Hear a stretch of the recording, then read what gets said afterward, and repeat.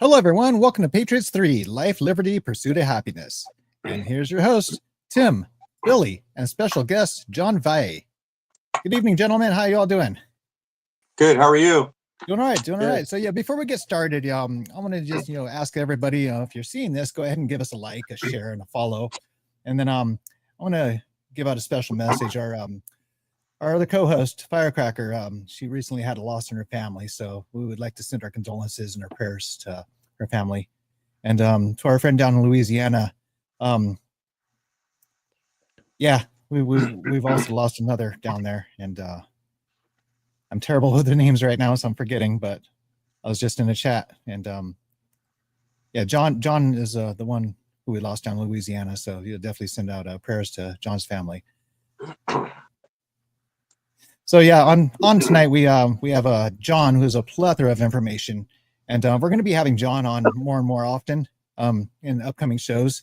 We had him on in the past, and an amazing show that John had, and or that we had with John, actually, I should say. And it's go ahead and go back and watch that on Tim Holiday TV on Rumble. Unfortunately, Facebook has been pulling videos down to their 30 days and older, so that's why I suggest everybody to take a watch on Rumble, subscribe, or follow at least. And Billy, how you doing in your part of the world? Doing good. It's warm here today. Just trying to stay cool and keep pushing forward. Same here, John. How about you? How you doing up in your ballpark? Yeah, it's warming up here, in Eastern Washington, and it's good, right now, just getting out there and growing my food, got to survive, Oh yeah. Yeah, so I'm over in the Midwest, and things are, we got a little bit of rain, but the weather hasn't been too terrible. About 4 days ago, when some heavy rains came down, flood watches and such, which kind of brings another point we'll probably do on another show about surviving without electricity. Can you do it? But we'll go down that rabbit hole another time. So tonight's show, we definitely have a lot of ground to cover. So yeah, we're gonna be let's go ahead and start out with this volcano that's happening, John. Yeah, let's jump right into it. So earlier this week we saw in Italy Mount Etna volcano basically erupt and explode, and I think we have some good graphics on that. And basically, it's in eastern Sicily. It's about 2 kilometers. It was within the Valle del Leone, which translated into the Leone Valley. So that was pretty interesting. It exploded while there was tourists on the mountain. And in the video that I believe you'll see tourists kind of fleeing. Yeah, let me go ahead and pull up that video really quick, and then we can touch a little bit more on that. Yep.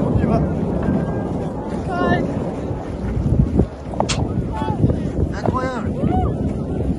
Tout le monde est en panique, tout le monde descend. Ah, truc de ouf là.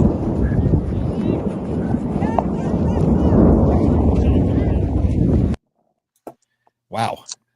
Yeah, it was pretty interesting reading all the people that got off that mountain, The thing about Mount Etna, it's actually a string of volcanoes, 47 to be exact, that have erupted up until May of 2025. Now, that includes 4 volcanoes here in the U.S. There's Atka Volcanic Complex in Alaska. There's also the Great Sitkin in Alaska. There's Ahi, which is a Wake Island in the Pacific, and then there's Kilauea in Hawaii. And we're just seeing a string of volcanoes erupt. And I'm in the PNW in the Pacific Northwest, and basically, I always, kind of the joke around here is what if Yellowstone kind of got active and did something, or Mount St. Helens again. So we're just seeing a string of these volcanoes go. And it's it can be dangerous, it could be frightening. It's also pretty cool just to kind of see the scientific aspect of it if you're into that kind of stuff. Well, I was born and raised in a town that sat on 5 different fault lines, and during that '89 earthquake, that was no joke. In the town I lived in, per capita, it got more damage than San Francisco and other places during that time. Yeah, my wife tells me about Mount St. Helens. She's from Washington, grew up here. You know, I was born and raised in Southern California, so hearing stories from people that were around with Mount St. Helens it's pretty interesting, and seeing pictures. It's pretty awesome. Yeah.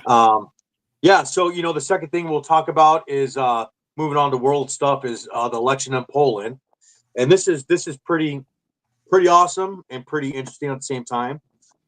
If you're into what's going on, tied into the Ukraine war and world things, you know, we saw a conservative get elected, Carol Narakis, who is a conservative and a Trump ally. And what you're seeing is there's a great post there from Gateway Pundit. What you're seeing throughout Europe is quote unquote the far right winning. And you're seeing people like Viktor Orban of Hungary. You're seeing Meloni of Italy, Geert Wilders of the Netherlands, Robert Fico of Slovakia, Orpo of Finland. And then you're seeing parties in Belgium, Austria, France, and Germany, win. The AFD in Germany, RN in France, and the Vlaams in Belgium winning. And the reason why this is important and it pertains to us is because they're called little mini Trumps, right? They're anti-Ukraine war. They just want to do peace. They're against a lot of them are against NATO. Marie Le talked about pulling out of NATO. Fico's talked about not working with the EU. The EU has gone and threatened Orban and Fico specifically. And if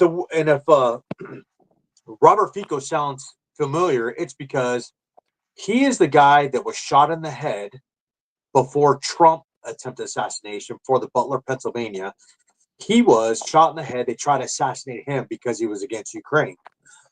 Now we see that with Trump because when you put all the pieces together with the two people that tried to assassinate Trump, well, they had ties to Ukraine. So you're starting to see a theme here. And what it boils down to is the globalists and the elite, the New World Order, whatever vernacular you want to use, the people in Belgium and Brussels, they want to continue this war. And that's what you're seeing in Ukraine. They want to continue this war, primarily being pushed by Britain and France. And these guys are just against it, And it's very interesting. You're even seeing Germany basically, and you saw Marco, and you're seeing JD Vance and Trump come out against Germany when they said they were going to ban the AfD party. Basically, it'd be like if they banned MAGA, So that's interesting that happened this week. The third thing that happened was Jamie Dimon. And if anybody doesn't know who Jamie Dimon is the CEO of JP Morgan Chase. And he turned a lot of heads because there's two people in the financial world, three, but two more than the third, that people listen to. It's Warren Buffett and Jamie Dimon. And Jamie Dimon came out this week and said, we need to stock guns, ammunitions, and drones. Later on, he went down, and this was at an economic discussion down in Southern California, my own stomping ground at the Reagan Library in Simi Valley, and further said, not only do we need drones, but we need tanks and planes. And he talked about the Indo-Pacific and the war looming with China. He talked about how the Navy has only got missiles for 7 days and then we're out. So he said, basically, why are we talking so much about Bitcoin and stocking up Bitcoin when we need these tangible things? It kind of it made everybody's head turn and do a double take and like, what did he say? You see people like Tim Kennedy and Mike Glover and all these guys, different people out there just say, wait, what did he just say? Like, hey man, we've been talking about this for so long, and so a quote that he directly said was, if we're not the preeminent military and preeminent economy in 40 years, we will not be the reserve currency. And that was after he got a question saying, hey, do you think we'll still be the reserve currency of the world? And he also said, and I'm quoting him, we need to celebrate America's virtues: freedom of speech, freedom of religion, family, God, and country, end quote, which is pretty awesome because most people associate Jamie Dimon with the left or, left-leaning politics, Yeah. So that was pretty interesting. That came out this week. The fourth thing we'll talk about, which was pretty happened Saturday night, and basically was the train derailment in Russia. And what that was is basically Ukraine intelligence services, the GUR and MI6. What they did was they blew up a bridge to take down a commuter train. The bridge in the Bryansk part of Russia fell down, and basically, to their own admission, it was a precursor and a distraction for the drone attack that happened the next day. So basically, they wanted to, I think they were thinking that Russia would divert all services or, divert stuff that way. And upon further investigations, they found that explosives were used to take down the pylons, just kind of like they just did the Crimean Bridge yesterday. Yeah. And what they found was very surprising. They found one set of explosives that did not explode, and it was American C4 plastic explosives. Wow. So here we have Ukraine using U.S. military equipment to do this. Trump didn't know anything about it. Everybody's been talking about it, whether it's General Flynn, Mike Adams, Alex Jones, Frank Gaffney, any of these guys that are out there watching this. Trump wasn't notified. He didn't know, which leads a lot of people to question, hey, are we having the same thing we had in his first term where General Milley, who's basically a traitor, did not tell Trump a lot of stuff? Wow. They were tailoring his briefings to what they wanted to tell him only. So a lot of people, even Steve Bannon, are saying, hey, is Trump being told everything? Yeah. And it looks like he's not. And so today he had a phone call with Putin, which was good. And we'll get into that a little bit later. Yeah. But we have the drone strike itself. Well, before we get into that, Billy actually had a really good point that I talked with him over the phone with last night. Billy, go ahead and chime in on that point that you were bringing up to me. Yeah, what I was talking with you about yesterday was, in my opinion, I feel this is, Russia's 9/11 that happened to us here stateside. And the cause and effect of it, in my opinion, I feel it's going to unite Russia and get them back working together and get those old timers that, paid their dues in previous wars to come back out. I don't see Ukraine having the military strength to go up against Russia. So they're going to, same thing the Vietnamese did with us in Vietnam. They're going to do these little sneak attacks, guerrilla warfare, push people, and it's going to unite that country, the same way Pearl Harbor united us. And I don't think it's going to look good for Ukraine. No.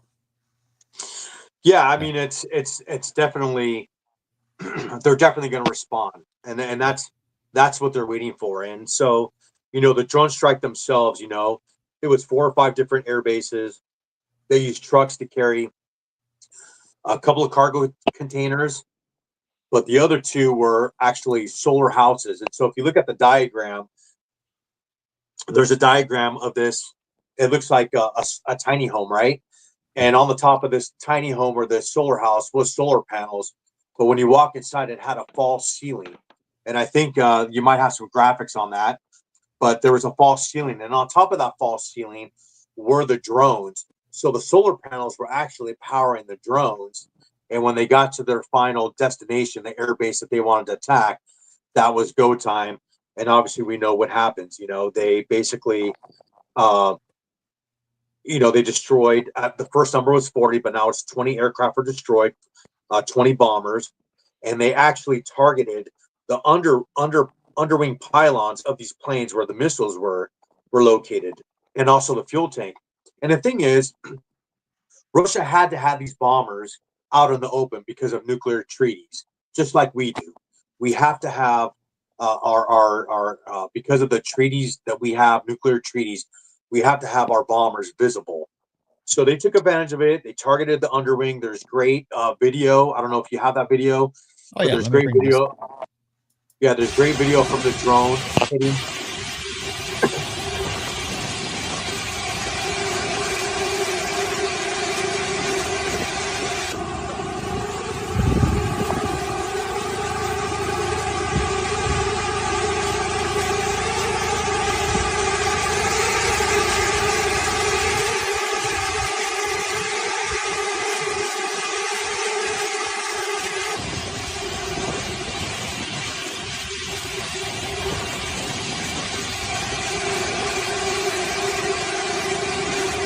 That's quite a bit. Yeah, so so there's even more video where they, you see the drone footage go right into the wing, again specifically targeting the underpilings and the fuel tanks. And the thing is, these bombers, the Tu-95 bombers, they had the KH-101 missiles already on them, so they were hours from flying out and doing a strike on, with these cruise missiles on Kiev or wherever they were going to do. Meanwhile, if you're on the live feeds from Ukraine, like most of us are, you're seeing the whole front line collapse. I mean, the Sumy, I think I'll pronounce right, the Sumy region, the whole front line just collapsing. I mean, Russia's just marching towards Kiev, and there's, it reminds me, this attack reminds me of the distraction they did in the Kursk region. They infiltrated Russia through the Kursk region while Russia was gaining ground. And here's the thing, it just broke today. They have nobody. The news today was they're now enlisting 60-year-old males signing up for contracts because they just have nobody. And no doubt Zelensky is gambling on Putin's retaliatory strikes to hit a Western NATO-backed country so that country can invoke Article 5 and involve NATO, because Zelensky's got nobody. He's got absolutely nobody. Right. And what they're also doing now is, as the front line's collapsing, if you're watching, they're taking out substations in the area the Russians taking over. They're trying to take out that nuclear plant. They're just trying to do everything. Now the Russian response, here's the scary thing. The Russian response, they have the ballistic missiles, which no Western NATO-backed country has an answer for. Wow. Okay, they come in at a high altitude. They have 36 separate projectiles, and if you can imagine Hiroshima, but without the nuclear aspect of it, that's what the ballistic does. Wow. Okay, they also have Kinzhal missiles. No Western country has an answer to. They have thermobaric warheads, and then they have the Poseidon underwater drones that have 100 megaton nuclear warhead. And some military analysts that are out there on Newsmax, on Fox News, wherever, they say that some of these Poseidon underwater drones are parked off the coast of UK and the US. Wow. So, which brings me to earlier this year or late last year, where there was a Russian flotilla off the coast of California, a little bit in international water, so, we don't know what they were doing there. We don't know if they sent divers down, if they stashed stuff, if they stationed stuff, So it's pretty, it's going to be interesting what the response is. Now, Trump and Putin talked today. Yeah. Obviously, everybody that's watching this has already probably seen Trump's response. So we'll see what happens. But just breaking before we went to podcast, the Russian Doomsday Radio came alive. And it's a UVB-76. It's a Cold War era broadcasting radio. And right now it's popping out code words. So that's pretty interesting to see what happens. I think that by this weekend, possibly we might see a response. And I think that, Zelensky really doesn't want peace. I think that he's betting on NATO to get involved. I know that Britain's going behind our back, as is France, and probably promising stuff. War's money, guys. Yeah. Let me bring up a couple of comments here. Are you able to see this, John?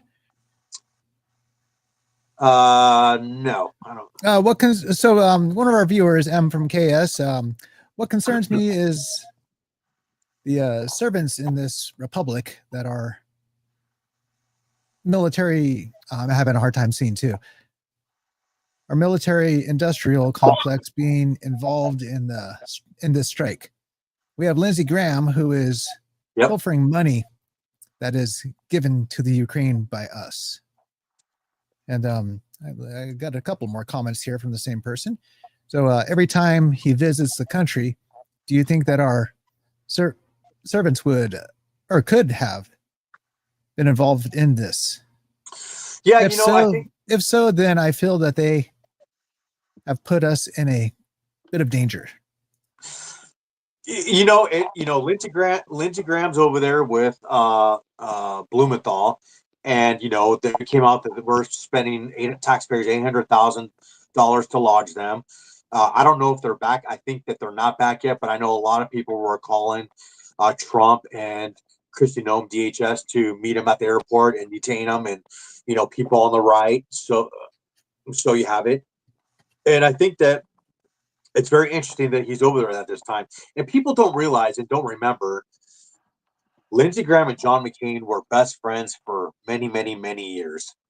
And they're neocons, just like Dick Cheney, So would it surprise me or you or anybody else if this was true? Probably not. It wouldn't surprise me. There are people there that both on the right and the left that war's money. That they're not buying stocks in and Big Pharma, they're buying stocks in Raytheon or Boeing or whatever. But let's go back and how this relates to us in the U.S. Okay. Right after this happened, I got a lot of calls and I got a lot of questions, and then you saw a lot of people on the right talk about how this applies to China, and with us, and what we know is we have Chinese men that have been pouring into through our border during the Biden administration. The only hard number we have was 30,000. That was by Fox News in the month of May of 2024. They came through San Diego, old, Billy State, So, you have those guys there, but that's 1 month. Biden was in office for 3.5 years. We have them owning 388,000 acres of farmland by NPR. We don't know what's on that farmland. I know what's on the property that I recon with my guys, but not everything else. We have Chinese spying on the U.S. on military installations. We had 2 spies caught here in Washington at JPLM and in Texas. And in both charging affidavits, the first thing was to seek the military readiness of the U.S. military for conflict with China. Okay. We have property next to bases that they own. Like I said, the one I recon. And then we have just 2 weeks ago, Stanford came out with a damning article talking about how a certain percentage of the Chinese students there are spying and that have been known to spy. And so we look at the different universities around, and we see now a whole host of students spying for China. Then it came out that it's part of their, I think it's their thing that they do. They have to spy for the motherland, right, for China. Case in point, we have Feng Wenxi, who is a Chinese student who was sentenced 6 months for flying a drone over the Virginia Naval Yards. We have, that Stanford report talking about Chinese students. We have the kid in Michigan flying drone over the Michigan Naval Yards. We have so much infiltration in this country. It's ridiculous. So can China get a container ship or similar thing? Yes, easily, because we have this. What I referenced on my last video. This is the Select Committee on the CCP. It's a congressional report. The title is called Handling Our Cargo. And basically what it is, it's 80% of the cranes at 80% of the ports are Chinese owned. And what they found was cellular modems on these cranes that could be remotely accessed, just like our grid that we went into the last podcast. They can be hacked into through the SCADA network, Now, the one port I'd be curious about is the Miami-Dade. They own Miami-Dade. They bought that in 2006. They have New York. They have Galveston, Houston, Long Beach, San Francisco, and Seattle. And the Miami-Dade was bought in 2006 by CMA and China Merchant Holdings. Okay, so everyone's heard of Evergreen and Costco, COSCO. Those are the 2 biggest container shipping companies in the world, and they are there at the Miami-Dade South Port. It's the biggest container port on the East Coast, So, and then you have article after article talking about Chinese migrants importing Chinese drones made by PLA-affiliated firms. One is called Autel, AUTEL, Autel Robotics, and you can pull them up and look at their website. They can carry a certain amount of payload. And here's the thing. The bottom line is, as of right now, we're not in a strong position to fight against China. Right. Along with giving a green light to their assets that they already have inside the United States, we would be at their mercy right now. And here's the bottom line: what everybody's got to think about.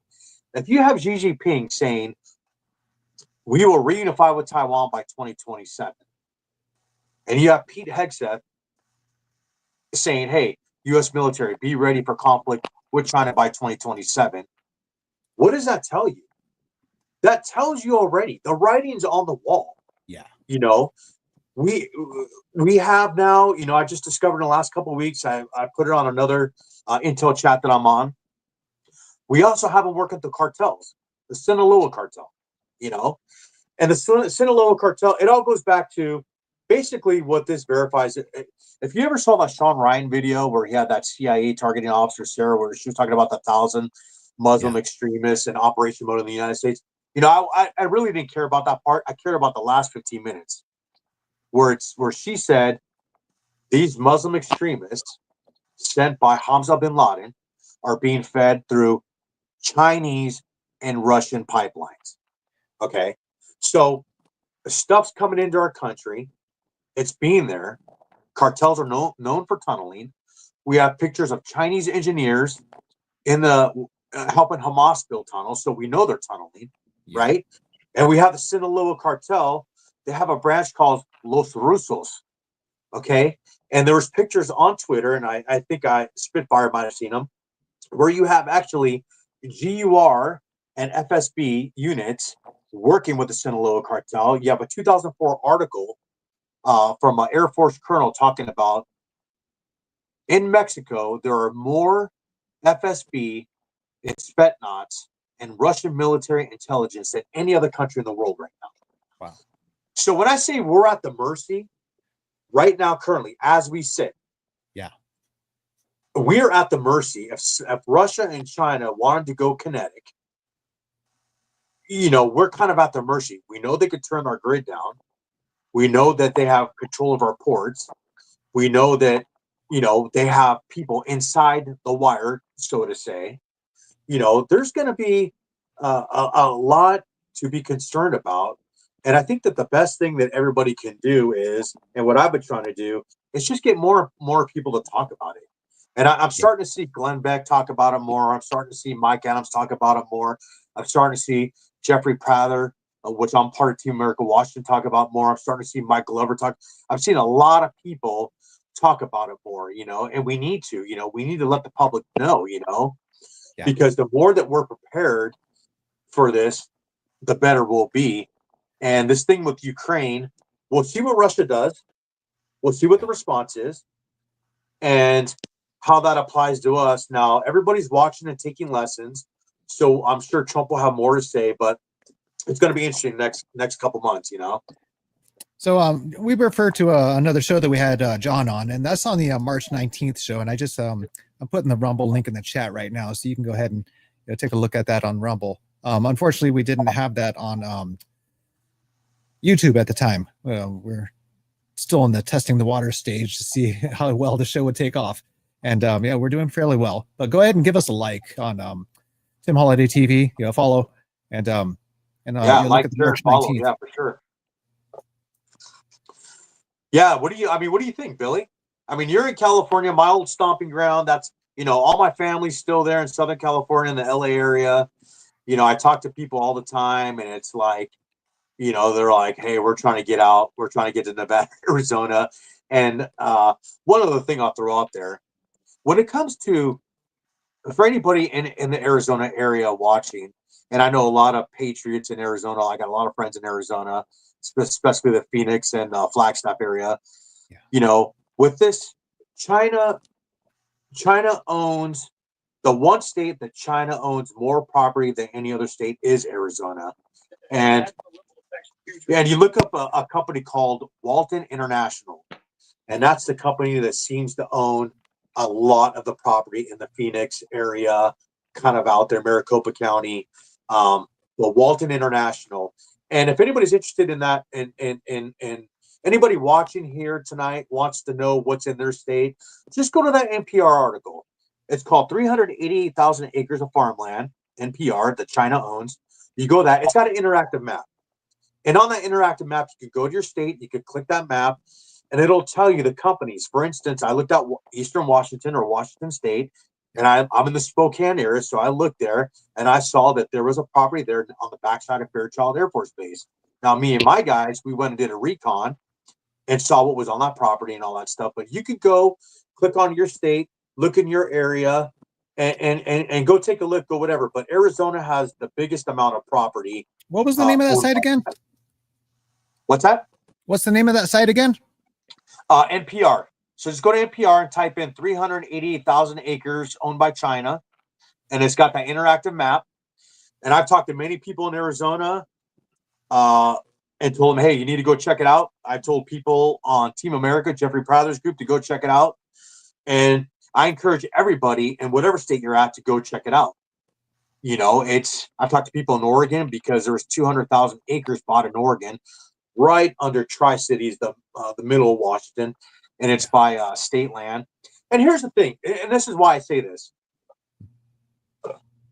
You have all these single middle-aged Chinese men coming in through the border, right? They gotta have a roof over their head. Yeah. Somebody's got to be feeding them. Somebody's got to be giving them jobs. Right. They got to have transportation. Yep. They got to have phones to contact. Where is that? Is it on these properties? Because that was one of the reasons why I went and did a recon on this property on the backside of Fairchild. And we found some interesting stuff. You know, we found a buried container. No obvious access points, but we were going to break into the building, the building next to it, you know. Binoculars. 2 pairs of binoculars in the window on the backside of Fairchild along the flight path. Wow. Why do you need binoculars? The company that owned it is called Syngenta Seeds, LLC. Sound familiar? Yep. That's the same company that Sarah Huckabee Sanders took away in Arkansas from China, which goes to Eric Schmidt in Missouri and the lawsuit that he just won. Yeah. And he has said publicly he is going to seize that land. So I'm very interested to see what happens. I talked to friends in Missouri. I got an Air Force buddy that moved here from Washington over there. I got another buddy, Steve Foster, over there. And, you know, I'm very interested to see what China does when they go to seize that land. Yeah.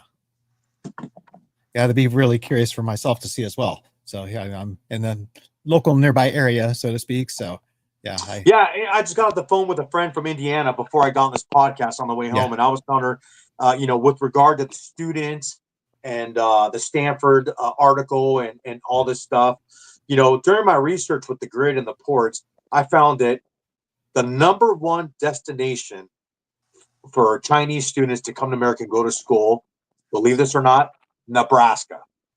Wow.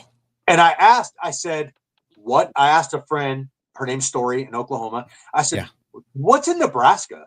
I don't understand, because as you could tell, the map on my wall, Nebraska's kind of sparse. They have a little bit of the grid under Lincoln.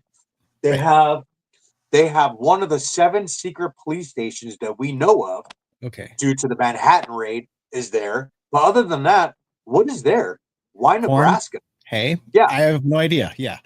There are so many students from China going to Nebraska. I don't know what's in Nebraska, but it's worth you know, doing more research on. Yeah, definitely. Goodness. So if anybody's in Nebraska, can let us know what's in Nebraska. What do you think, Billy? I mean, what are you seeing in California? See, for me, like when I saw the Ukraine-Russia attack, the first thing that came to my mind was the shipping ports here on the West Coast. That was troublesome to me. But the Nebraska thing, if I recall correctly, there's a certain strategic thing involving pushing buttons that are located in Nebraska. And I believe there is a communication center there that if it went down, it would not be good for the United States. Yeah, it's pretty interesting. You know, I'm going this way and then I go, oh, look at this over here. Oh, look at this. There's so many things I'm running down, you know. It's pretty interesting. You know, the port thing is very, very important, because I don't think people realize that with these cranes, and again, they can go and download the select committee on the CCP. It's called Handling Our Cargo. With the cranes, it's all automated. They go to the ship, They read the label on the container. They pull the container off the ship. They put it on the dock, the port, whatever. And then everything's very automated. So we don't really know what's in every single container. We don't know what those container ships off Long Beach, California, off New York Harbor, off Houston Galveston, off Miami-Dade, anchored out there. We don't know what's in those containers. We have no idea, And so hopefully hopefully DHS and the government and the Trump administration's ahead of us and looking at these possibilities and stuff. I got to hand it to Ukraine. It was really, really genius, almost as genius as the Russian soldiers that went through that oil pipeline. Was it like a 2-mile oil pipeline, came out behind Ukrainian lines and got those guys? It's almost, you're starting to see some from military tactic point of view, some cool stuff going on, But I think that by this weekend, possibly we're going to see a response by Putin. Wow. So we'll see. So I have a comment here. M from KS, I'm imagining that's Kansas, has a lot here coming to building biolabs here. The complex of them the complex of them and the Chinese are the ones who know how to operate them. So it's also an interesting thing too. When I was in California a couple of years back, there was a biolab found there in the Central Valley of California, just outside of Fresno, actually. Right. Yeah, and if you look at that biolab, actually, USA Today has the best and most detailed article on that biolab. They had 1,000 infected mice. And it tells you what each mice had. There was Ebola, there was SARS, there was all kind. It tells you every single thing that it had. Now that's the biolab. That's the biolab that we found. Right. We don't know how many else are out there. We have no idea. So biolabs. You have the grid. You have the ports. You have cranes at ports. You have different things, and we'll just have to see. Hopefully. We'll see what the conversation. Trump's supposed to have a call with Xi Jinping here coming up. We'll have to see what that call looks like. And it was just announced a couple days ago that we have now 500 U.S. military personnel. I'm assuming the Marines, but I don't know. Marines in Taiwan right now. So it's going to be interesting what happens. For those that want to see the constant day-to-day barrage that Taiwan's dealing with, I would invite you to go to Twitter, follow Gordon Chang, follow Rear Admiral Mike Studeman, Ian Ellis, Tom Shugart. If you're MT Anderson, if you're into the New York aspect of it, Dr. Lawrence Sellin on Twitter, follow him. These guys have great insight. They're China Hawks. They tell you everything. And it's just, I guess we're in limbo waiting here. But hopefully things will prevail good. That we'll have a good outcome. Yes, we always hope for that because we don't want war. That's absolutely the truth, and especially a world war, for that matter. Yeah, it was a couple of years ago. I relocated out of California over to the Midwest, for various reasons, and it seems to be a better protected area. I wouldn't want to be on a border or a coastal city. I'm in a wheelchair, so there's no way I can, very minimal ways I can defend myself, without, some major force of power with me. Yeah. So, I chose location, but as you were saying, even in Missouri, there's areas, and as I'm seeing M from KS are saying there's areas over in Kansas as well that are not as well as we thought. So. Yeah, Kansas, according to my research, is pretty good. There's not really, they don't have any of the grid there. There's not really any movement from China in that area. Missouri, though, obviously, you're right next to Wright-Patterson and a couple other bases there where the stuff's come out of. Up in those areas by the bases, they do own the grid there. And we'll just see. Hopefully Trump's working on the grid and this administration's fortifying our grid. Yeah. So that nothing happens. But yesterday we had the breaking news, obviously, of those two students out of Michigan that brought in that fungus that's they're calling it like not eco-terrorism, but like agro-terrorism. Agro, yeah.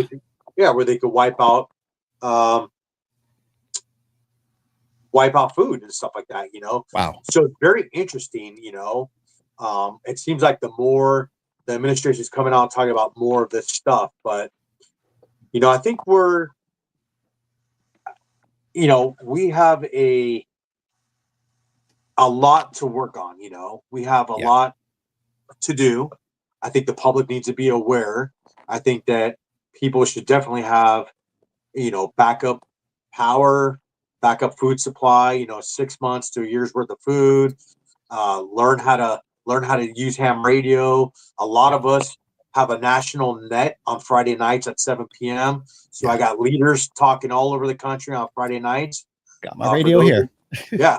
So for those of you that know about radio, we work with JJ out of Amron, and he's kind of our mentor, our guider. So we do the JSA call at 6:45, 7 o'clock. We go to HF. We do, depending on what day, we do 20, 40, and 80 meter. Then we have all the groups in their local area. So if you're in Florida or whatever, work on your GMRS. And then at 8 o'clock, we do DMR, and it's every Thursday, it's put out what stations we'll be on, and just so we can keep in touch. So, my friend Dan, who's an Air Force veteran in Missouri, or my buddy Steve Foster, Missouri, who is an LEO right now. He came out of retirement to come back as LEO. I can be like, call him up on radio or whatever, satellite phone, and be like, hey, what's going on in your neck of the woods, Or I could call Spitfire, hey, what's going on in California? Or I could call, Florida to my buddy Magnum, hey, what's going on in Florida, And so if we're all keeping in touch and know what's going on, I think the better we are, we can know what's working and stuff like that. Because I don't believe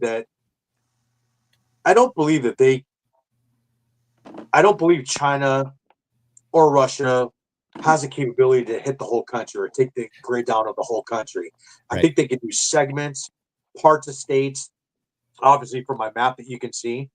And again, if anybody wants to know about that, they can go to just type in China owns the grid. It was a federal complaint filed in federal court through FERC, and it names every utility company that has a Chinese transformer. And this is all easily verifiable. They can look it up. And a lot of stuff to be looking out for.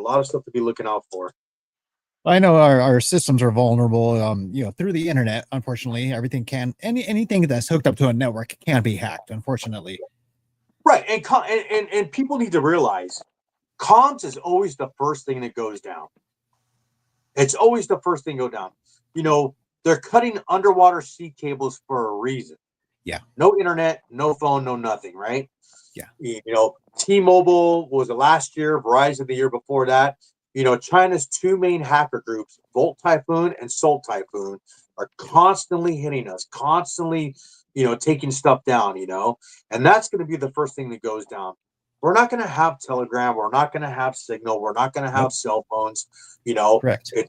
Comms is always the first thing that goes down.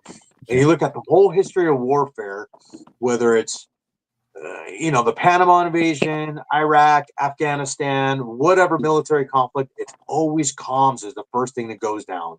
Yeah. And so people need to realize, I think that just people have gotten so complacent, that they don't remember history or study military tactics, study what's going on in the world, Part of that's because of the economy. A lot of people are 9-to-5ers. Yeah. They got to go to work. I think on our last podcast, we talked about this, where you get up, you make breakfast, you eat breakfast with the kids and the husband, you spend an hour in traffic, you go to work, you get off at 5, spend an hour in traffic back, spend time with the kids doing homework, make dinner, maybe have 1 or 2 hours of TV, and you get whatever you're watching, Yeah. So the majority of America are not informed as they should be, which is why people should watch Steve Bannon or Mike Adams or Seth Wholehouse Man in America, or get on Twitter and watch your podcast, Alex Jones, whoever, anybody and everybody out there, and get your information. Watch Joe Rogan, watch John Ryan, watch all these different people, and you get different parts of what's going on, and it's all in education. Yeah, so it was a couple weeks back. There was a tornado touchdown about 25 miles northeast of me, and I was without power for 40 hours plus. And I was actually still able to pull off a broadcast using a flip phone as a Wi-Fi hotspot. If my cellular company was down, there would have been no show. There's been no way of communicating out because we're not familiar with other forms of technology such as ham radio. And I have a ham radio, I have a CB radio, and I have a FRS, which is a family radio service. That's just to keep with some locals around my neighborhood, and it doesn't. I think it's like a 6 mile range. It's fairly clean, but CB radio I think is probably one of the more static ones that we're used to and familiar with. But you definitely during an emergency situation, and this is part of the FCC. You can have a ham radio and use it during an emergency situation, but it has to be absolute emergency. You can't be saying, "Hey, my refrigerator's out." No, that's not an emergency. Yeah, I would. Two things. One is you're seeing a lot of people go with Starlink now or satellite-based stuff. So even with a ham radio, internet, or even ham radio when you're on DMR using a Starlink hotspot, stuff like that. So Starlink's very, very, very popular, and I would encourage everybody to go with Starlink.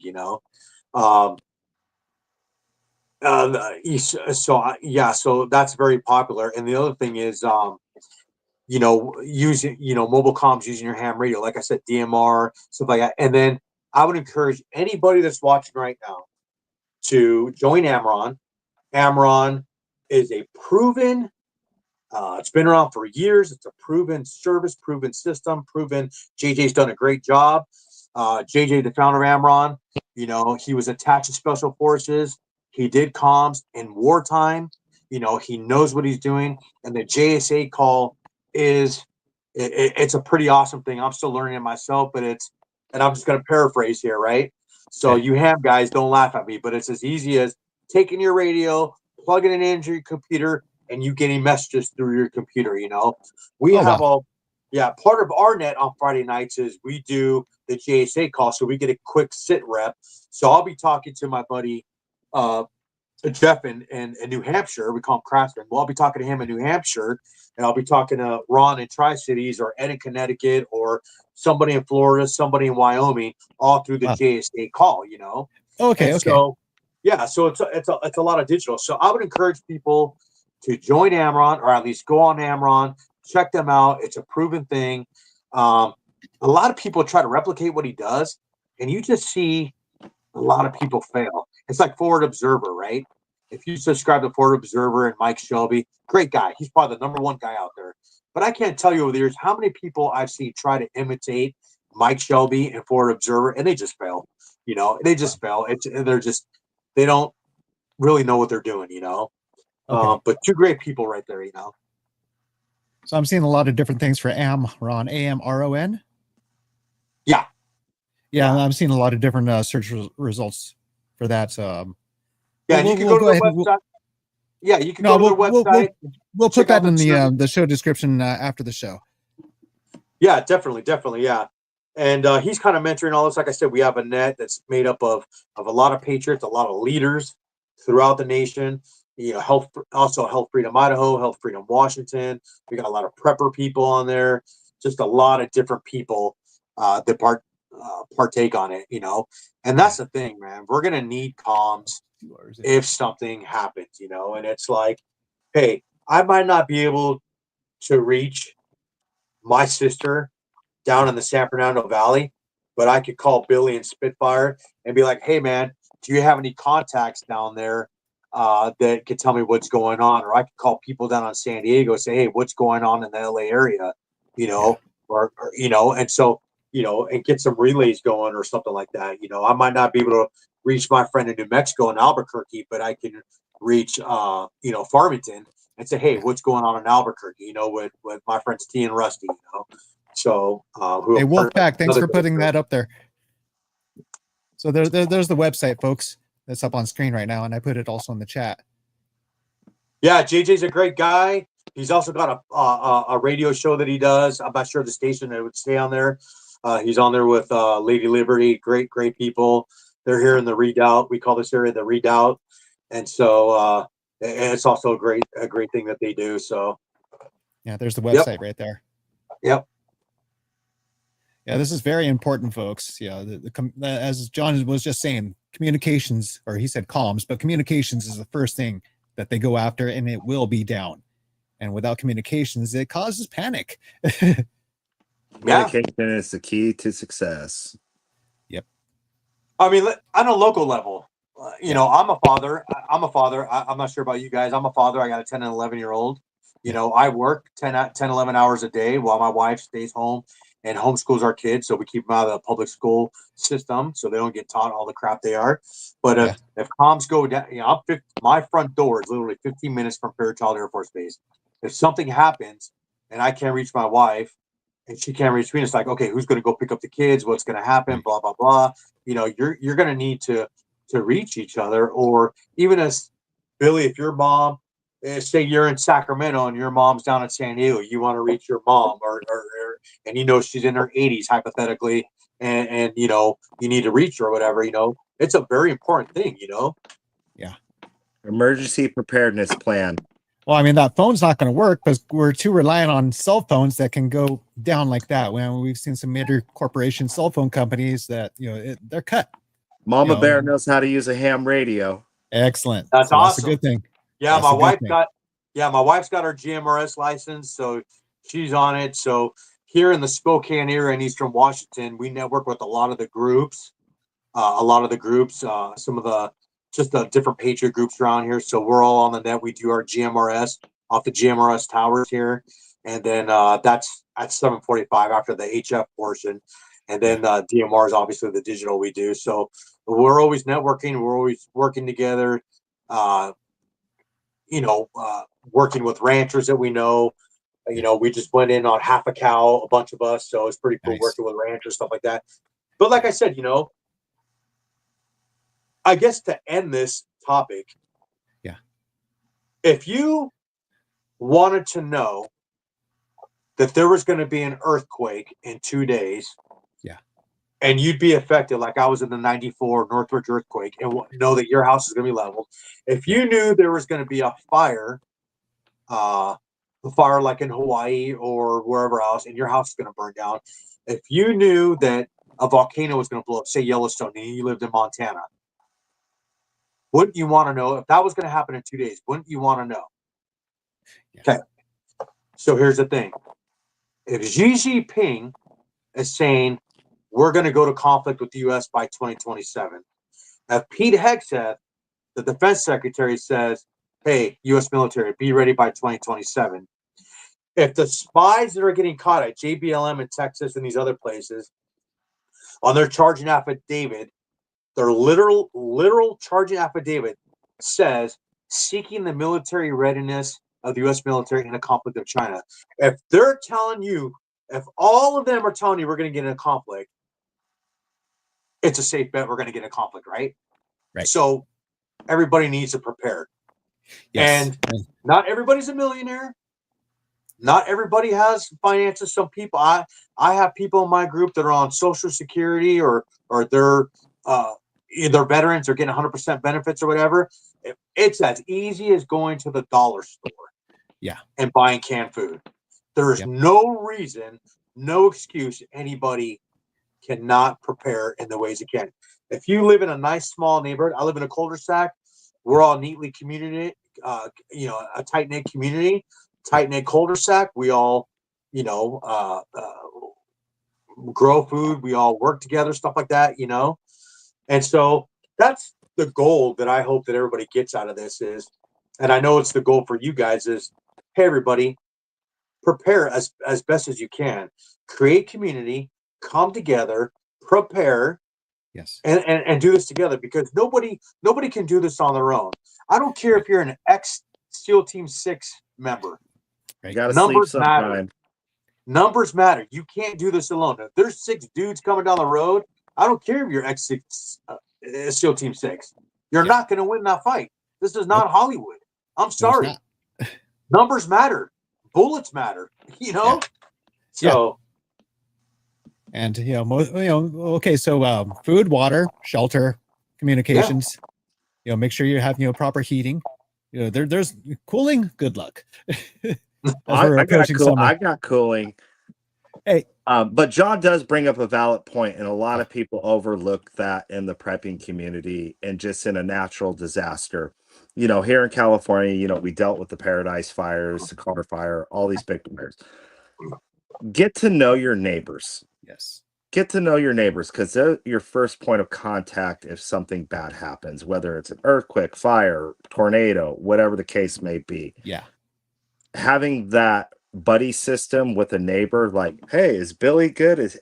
His house is on fire. Did his family get out? Did they meet at the neighborhood safe point to evacuate? Having an emergency ready plan with your community and your neighbors will make things way easier in those events. Absolutely. Like I was mentioning earlier that there was a storm about, a tornado touchdown about 20 miles northeast of me. Yeah, the neighbors, were checking in on one another. I went outside for a moment. Hey, Tim, you all right? And I'm like, yeah, I'm good. How about you? Yeah. So everybody was good. So it's definitely a good idea to have that communal system. Yeah, that's true community right there. You know what I mean? And it's Absolutely. We're so tightly knit here that if a neighbor came over and said, hey, can I have a couple cans of food or a couple of this? Yeah, no problem. Yeah. It's no problem, and it helps that we're by a river too. So Oh we can yeah, just yeah. go across to the river. We got water, but people don't understand. Again, going back to the grid. If a grid goes down, there's no stores. There's no There's pumps. no bank. There's no banks. There's no gas stations, and gas stations only carry 3 days worth of gas. Well, I'm talking about pumps, including gas, water, and anything that involves a pump. Yeah, and if you're on city water, good luck on that. You know what I mean? Right. So, there's a lot of things that people do not think about. And hygiene is very, very important. I was, with regard to a potential China conflict, I was listening to two different generals. One was Anthony Tata, and one was I don't know if it was Keith Kellogg or another one, but they were both talking. And the timing of this, China only has 2 times that they can invade Taiwan. Okay. It would be in the spring or in the fall near October. And the conversation was, hey, would they rather go in spring, or would they rather go in fall, going into winter, where you can't heat your home, you can't grow food, everybody in a convalescent home, retirement home, whatever kind of home, they're already done.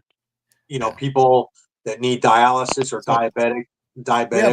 We have less than 2 minutes before we wrap up. So so just think about backup plans, family, ways to communicate. Definitely. Water, shelter, food. Water is very important. Rally points, yes. Or safe places to meet, so to speak.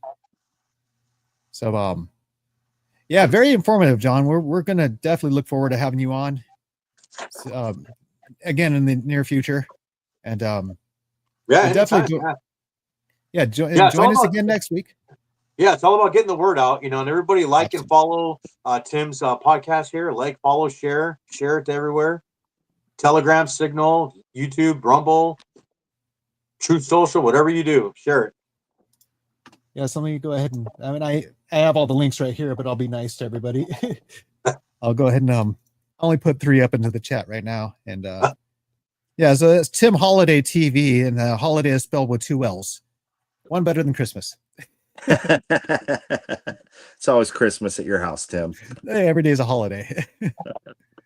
All right. Well, thank you, folks. Go ahead and join us at 9 p.m. Eastern, 6 p.m. Pacific on Wednesdays on Rumble, YouTube, as well as Facebook.